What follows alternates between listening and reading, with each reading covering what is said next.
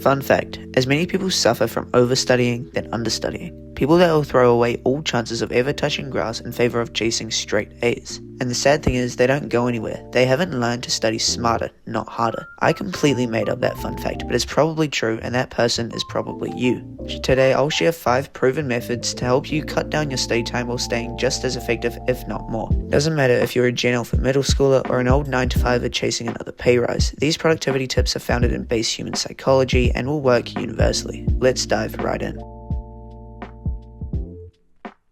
Let's start with the Pomodoro technique. You've probably heard of it, but why does it actually work? It taps into a concept called time chunking. Research shows that our brains work best when we alternate between periods of focus and rest.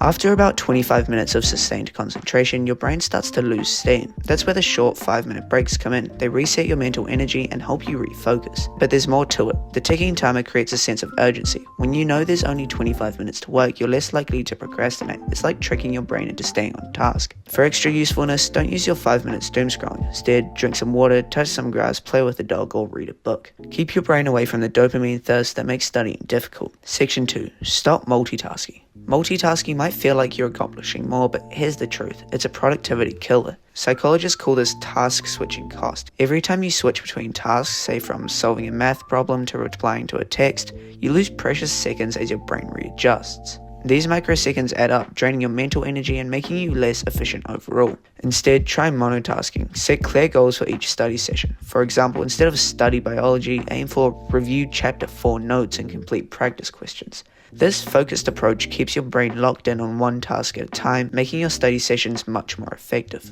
Section 3. Create a dedicated study area. Your environment has a powerful psychological effect on your focus and productivity. Think about it. If you're trying to study in the same spot where you binge Netflix, sleep, or play video games, your brain gets confused. This is tied to a concept called context-dependent memory. Essentially, your brain associates certain environments with the specific activities. When you study in a dedicated space, you're training your brain to recognize that spot as your work zone. Over time, just sitting in that space can trigger focus and productivity. Here's a few tips to optimize your study area. First, keep it clean and organized. The clutter-free desk promotes clutter-free mind. 2. Control your lighting and noise. Natural light is ideal, but a good desk lamp works too. Use noise-cancelling headphones or play soft background music to minimize distractions.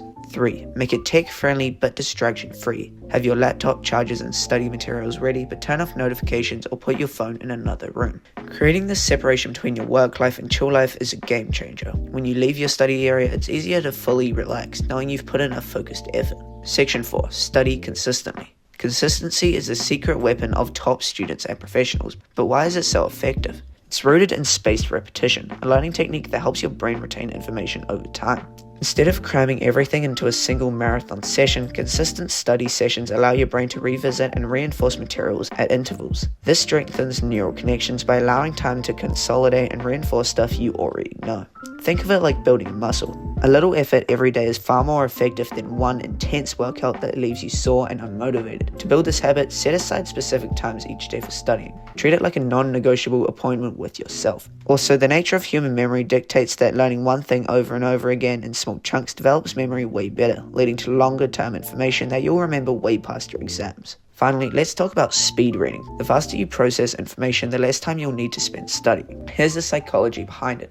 Our brains are naturally capable of processing visual information much faster than we realize. But habits like subvocalization, silently hearing every word in our head, slow us down. By breaking this habit and focusing on processing chunks of text instead of individual words, you can significantly boost your reading speed. And don't forget to skim and scan intelligently. Your brain doesn't need every word to understand a main idea. Use tools like highlighting or finger pointing to guide your eyes and keep a steady rhythm. Speed reading isn't about rushing, it's about training your brain to work more efficiently. I recently coded a tool to help you speed read called speedreader.com. The details are in the description. Check it out after this video to shortcut this 5th step of training yourself to read faster by forcing your brain to adapt to the concept quicker.